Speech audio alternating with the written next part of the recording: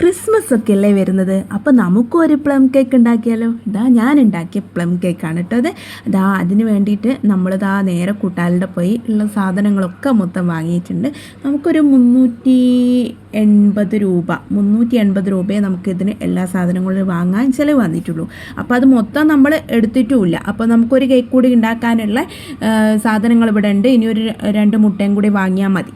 Okay, അപ്പോൾ നമ്മൾ എന്തൊക്കെ വേണമെന്ന് ഞാൻ പറഞ്ഞുതരാം. ആദ്യം നമ്മൾ മൈദ എടുക്കുക. മൈദ നമ്മൾ ഒരു കപ്പിലെടുത്തിട്ട് അതിലേക്ക് നമ്മൾ ബേക്കിംഗ് പൗഡറും ബേക്കിംഗ് സോഡയും പിന്നെ അതിലേക്ക് കുറച്ച് ഉപ്പ് കൂടി എടുത്ത് അതെല്ലാം കൂടി നല്ലതുപോലെ മിക്സ് ചെയ്യണം. നമ്മൾ അരിപ്പയിലെടുത്ത് അരിക്കണം കേട്ടോ. അതൊരു 3 തവണ നമ്മളിങ്ങനെ അരിക്കണം. എന്നാൽ മാത്രമേ നമ്മളെ കേക്ക് സൂപ്പറായി കിട്ടുള്ളൂ. അപ്പോൾ നമ്മളിതൊക്കെ അരിച്ചെടുക്കുന്നുണ്ട്. ഞാനൊക്കെ ആദ്യം ഇങ്ങനെ വിചാരിക്കുമായിരുന്നു എങ്ങനെയാണ് ഇപ്പോൾ ഒരു കേക്ക് ഉണ്ടാക്കുക. ഞാനിങ്ങനെ ബർത്ത്ഡേ കേക്ക് ഉണ്ടാക്കിയിട്ടുണ്ട്. അതും ഞാനിങ്ങനെ ഓരോ ആലോചനകൾക്കിടയിലാണ്. പക്ഷേ നമ്മൾ ഒരു പ്രാവശ്യം ഉണ്ടാക്കിയിട്ടുണ്ടെങ്കിൽ നമ്മൾ പിന്നെയും ഇത് ഉണ്ടായിക്കൊണ്ടിരിക്കും കേട്ടോ. അത് നമ്മൾ കടയിൽ നിന്ന് വാങ്ങുന്നതിനേക്കാട്ടൊരു ഫീലിംഗ് ആണ് നമ്മൾ സ്വന്തമായിട്ട് എന്തെങ്കിലും ഒരു സാധനം പ്രിപ്പയർ ചെയ്ത് കഴിക്കുന്നത് അല്ലേ. അപ്പോൾ നമ്മൾ അതിലേക്ക് വേണ്ടിയിട്ടുള്ള നട്ട്സ് നിങ്ങളെ കയ്യിൽ എന്ത് നട്ട്സ് ഉണ്ടോ അതൊക്കെ നമുക്ക് ഇതിൻ്റെ കൂട്ടത്തിൽ അരിഞ്ഞിടാം കേട്ടോ. അപ്പോൾ എൻ്റെ കയ്യിലുള്ളത് അണ്ടിപ്പരിപ്പും ബദാമും ഒക്കെ ആയിരുന്നു. അതൊക്കെ ഞാൻ ഈ കൂട്ടത്തിൽ അരിഞ്ഞിട്ടിട്ടുണ്ട്. പിന്നെ നമുക്ക് കുറച്ച് ഡ്രൈ ഫ്രൂട്ട്സ് വേണം. അതും നിങ്ങളെ കൂട്ടത്തിൽ നിങ്ങളെ കയ്യിൽ എന്താണുള്ളത് അതൊക്കെ എടുക്കാം കേട്ടോ. ഞാൻ ടൂട്ടി ഫ്രൂട്ടിയും കറുത്ത മുന്തിരിയും. അപ്പോൾ ഞാൻ കറുത്ത മുന്തിരി എന്താണെന്ന് വെച്ചിട്ടുണ്ടെങ്കിൽ ഈ കുരു ഉള്ള മുന്തിരിയാണ് വാങ്ങിയത്. പക്ഷെ നിങ്ങൾ അങ്ങനെ ചെയ്യാൻ പാടില്ല, കുരു ഇല്ലാത്തതാണ്. അപ്പം കുരു കടിക്കും കേട്ടോ. അപ്പോൾ അത്രയും കാര്യങ്ങളാണ് കേട്ടോ. നമ്മളെ കയ്യിൽ ഈത്തപ്പഴം ഉണ്ട്, ഈത്തപ്പഴം ഒക്കെ ചേർക്കാം. ഞാനിപ്പം ഈ പഞ്ചസാര കാരമലൈസ് ചെയ്യുകയാണ്. അപ്പോൾ എനിക്ക് ഇതിൽ ചെറിയൊരു ബുദ്ധിമുട്ട്, ഒരു ടാസ്ക് പോലെ തോന്നിയത് ഈ കാരമലൈസ് ചെയ്യുന്നതാണ് കേട്ടോ. അപ്പോൾ നമ്മൾ ഫസ്റ്റ് തന്നെ കുറച്ച് പഞ്ചസാര ഇട്ടിട്ട് അതിങ്ങനെ ഒരു നല്ല ഫ്ലെയിമിലിടണം. അപ്പോൾ അത് ഇങ്ങനത്തെ ഒരു രൂപത്തിലായി വരും. അപ്പോൾ ഞാൻ കുറച്ച് ഒരു ടീസ്പൂൺ അല്ലെങ്കിൽ 2 ടീസ്പൂണേ വെള്ളം ചേർക്കാൻ പാടുള്ളൂ. ഞാൻ കുറച്ച് അധികം ചേർത്ത് പോയി. അപ്പോൾ ഞാൻ രണ്ടാമത് പഞ്ചസാര ഇട്ട് ഇതാക്കിയാണ്. അത് ഷുഗർ സിറപ്പ് ഞാൻ വേറെ മാറ്റി വെച്ചു കേട്ടോ. അപ്പോൾ നമ്മളെ ഡ്രൈ ഇൻഗ്രീഡിയൻസ് എല്ലാം നമ്മൾ ഇതിലേക്ക് ആക്കിയിട്ട് നമ്മൾ നല്ലോണം വഴറ്റുക. അതൊന്ന് അതിൽ കിടന്ന് സോക്കാവട്ടെ. അപ്പോൾ ഇതിനൊരു പ്രത്യേക ടേസ്റ്റാണ്. നമ്മളിതേ കടയിൽ നിന്ന് വാങ്ങുന്ന അതേ ടേസ്റ്റാണ് കേട്ടോ ഇതിന് വരുന്നത്. അപ്പോൾ എൻ്റെ ഡ്രൈ ഇൻഗ്രീഡിയൻസൊക്കെ റെഡി സോക്കാവുന്നുണ്ട്. അതിലേക്ക് നമ്മൾ ഈ ഗ്രാമ്പു പൊടിച്ചാണ് നമ്മുടെ ഇതിൻ്റെ ഹൈലൈറ്റ് സാധനം. അപ്പം ഗ്രാമ്പു പൊടിച്ചോടും ചേർത്തിട്ട് ഞാൻ എൻ്റെ കയ്യിൽ നേരത്തെ ഞാൻ ഷുഗർ സിറപ്പ് ഉണ്ടെന്ന് പറഞ്ഞില്ലേ, അതും കൂടി എടുത്തിട്ട് ഞാനിതാ ഇങ്ങനത്തെ വെള്ളമുള്ള അങ്ങനെ ഒരു പരിവാക്കണം കേട്ടോ. അങ്ങനെയാക്കി വെച്ചിട്ടുണ്ട്. അത് തണുക്കട്ടെ. അപ്പോഴേക്കും നമുക്ക് മുട്ടയൊക്കെ ഇട്ടിട്ട് നമുക്ക് ഇത് മിക്സിയിലിട്ടൊന്ന് അടിച്ചെടുക്കാം. എൻ്റെ കയ്യിൽ ബീറ്ററില്ല, അതുകൊണ്ടാണ് ഞാൻ മിക്സിയിലിട്ട് അടിക്കുന്നത് കേട്ടോ. അപ്പോൾ നമ്മൾ 3 മുട്ടയാണ് എടുത്തിട്ടുള്ളത്. അതിലേക്ക് വാനില എസൻസും കൂടി ചേർത്തിട്ടുണ്ട്. പിന്നെ നമ്മളിതിലേക്ക് കുറച്ച് ഈ ഷുഗർ നമ്മൾ കുറച്ച് പൗഡർ ആക്കിയിട്ട് പൊടിച്ച് വെച്ചിട്ടുണ്ടായിരുന്നു. അത് അപ്പോഴേക്കും നമുക്ക് നമ്മളെ കുക്കറിനെ അവിടെ ചൂടാക്കാൻ വെക്കണം.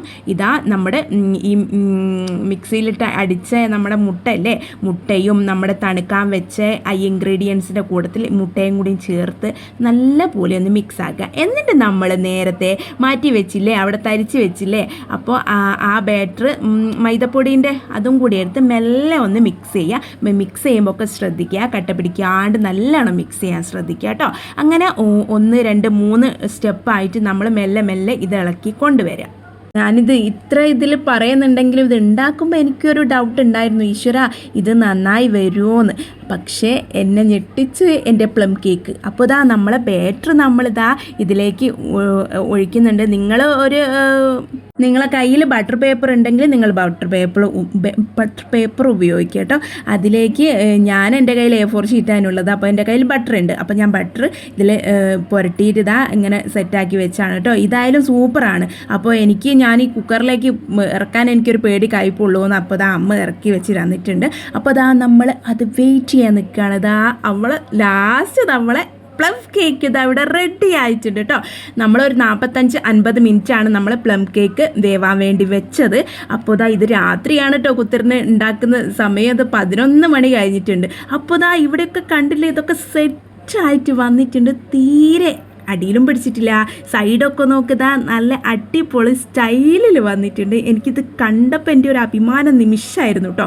അപ്പോൾ ഇതാ രാവിലെ ആയി, മക്കൾക്കൊക്കെ ഇത് ഞാൻ കട്ട് ചെയ്ത് കൊടുക്കുകയാണ്. അപ്പോൾ ലച്ചുവും സുട്ടുമൊക്കെ പറഞ്ഞ് സ്കൂളിൽ കൊണ്ടുപോകണോന്ന്. അപ്പോൾ ഇതാ നമ്മൾ അതൊക്കെ ഓരോരുത്തർക്ക് പീസായി കൊടുക്കുകയാണ്. നമ്മളിവിടെ എന്തുണ്ടാക്കിയിട്ടുണ്ടെങ്കിലും നമുക്കിവിടെ അത് ബാലൻസ് ഉണ്ടാവില്ല. ഇത് കണ്ടില്ലേ, എല്ലായിടത്തും മുന്തിരിയും മണ്ടിപ്പരിപ്പും എല്ലായിടത്തും എത്തിയിട്ടുണ്ട്, എവിടെ അടിഞ്ഞു പോയിട്ടില്ല. അപ്പോൾ അത് സൂപ്പറായിട്ട് ടേസ്റ്റി ആയിട്ട് നമുക്കിതാ നമ്മൾ പ്ലം കേക്ക് വന്നിട്ടുണ്ട്. പക്ഷേ ഒരു പൊടി പോലും നമുക്ക് ബാക്കിയില്ലായിരുന്നു.